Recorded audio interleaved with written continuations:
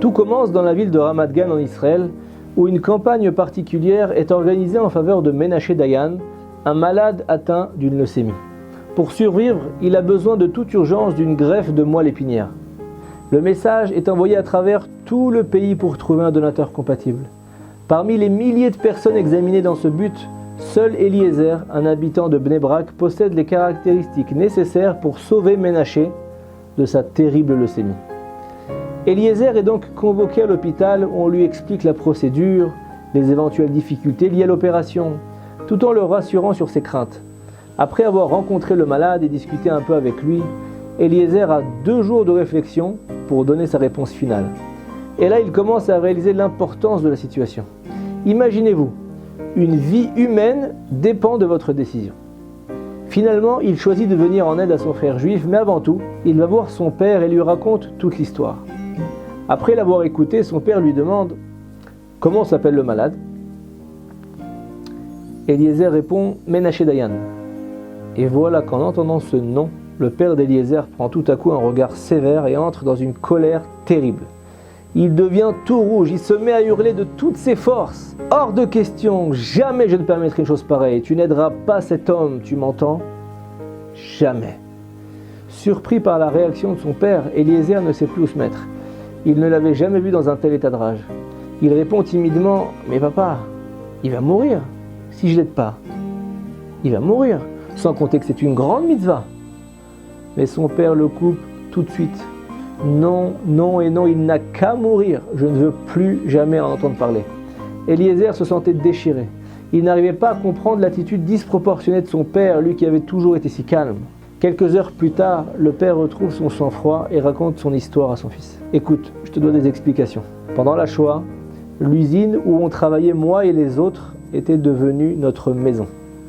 On était debout depuis l'aube et on n'arrêtait pas avant d'être à bout de force. Tout ça pour recevoir un minuscule morceau de pain sec et un bol de soupe imbuvable.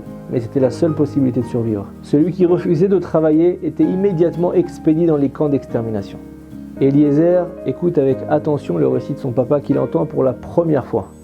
Son père était un homme réservé et mis à part la perte de toute sa famille durant la Shoah, il ne savait rien du passé de son père.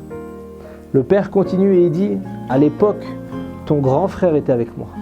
C'était un petit garçon, ce qui constituait une grave transgression des règles de la Gestapo. Un enfant juif dans une usine de l'armée allemande, c'était du jamais vu.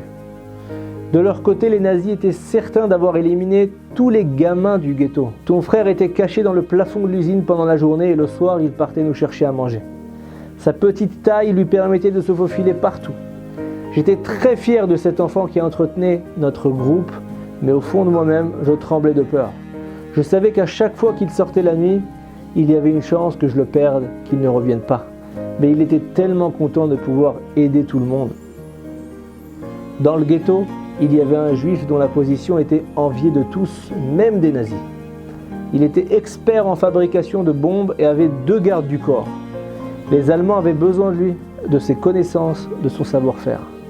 Tout le monde savait qu'il fallait se méfier de lui. Mais je me suis un jour retrouvé impuissant.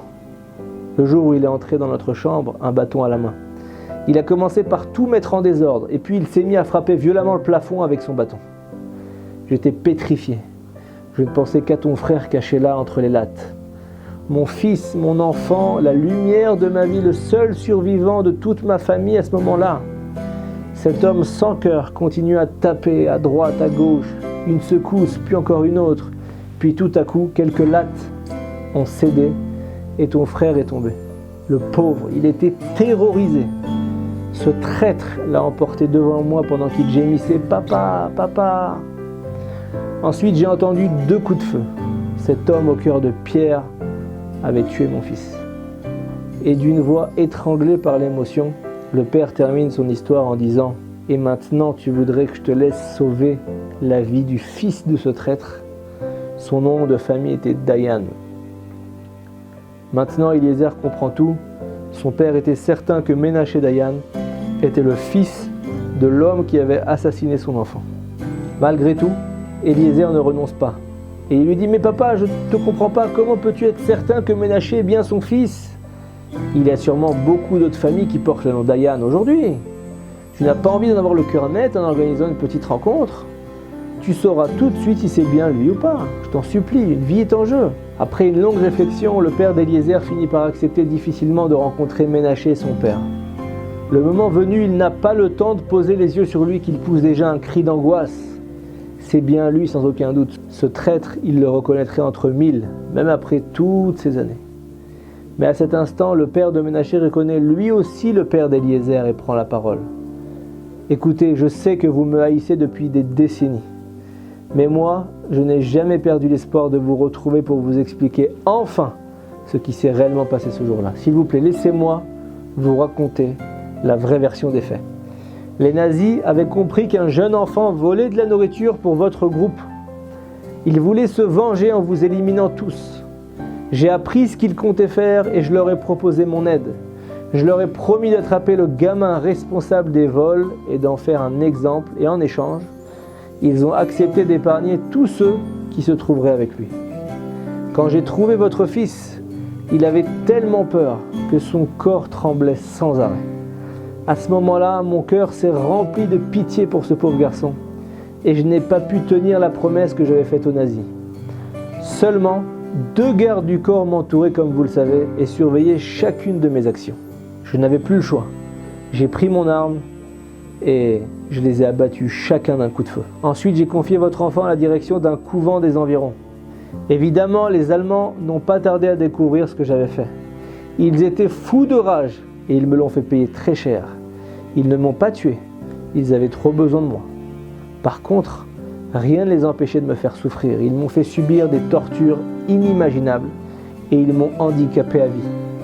Après la guerre, je suis retourné au couvent. On m'a rendu l'enfant, mais je ne savais pas comment retrouver ses parents. Je l'ai élevé comme mon propre fils. J'ai fait tout ce qui était en mon pouvoir pour retrouver ne serait-ce qu'un seul membre de sa famille, mais j'ai échoué. Quant à moi, je n'ai jamais mérité d'avoir des enfants. La lumière de ma vie, c'était ce garçon, votre fils, que j'ai appelé Ménaché. Je vous ai cherché pendant des années à travers le monde entier. Et aujourd'hui, grâce à sa maladie, je vous ai enfin retrouvé. Votre fils Eliezer est le seul donneur compatible pour Ménaché pour une raison très simple. Ce sont 2 frères. Impossible de décrire la tempête d'émotions qui a envahi à ce moment-là le père d'Eliezer. Il était subitement réuni avec son fils disparu après des décennies à se ronger le cœur de ressentiment, de colère, de haine pour celui qui avait en fait sauvé la vie de son fils au péril de sa propre vie. Ça donne des frissons. Shabbat Shalom.